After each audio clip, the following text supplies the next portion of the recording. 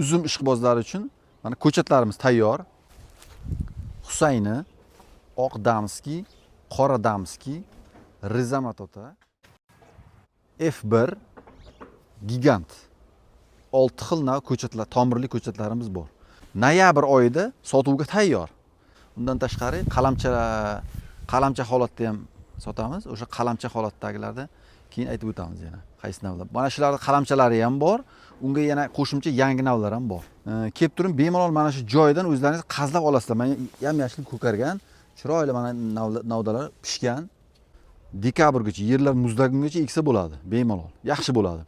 Agar unda ulgurmaganlar bahorda bemalol Navro'zgacha eksa bo'ladi. Iloji boricha o'sha uzum ekkan uzum ko'karsin. Avvalambor maqsadimiz shu. U обязательно uzun bo'lish shart emas.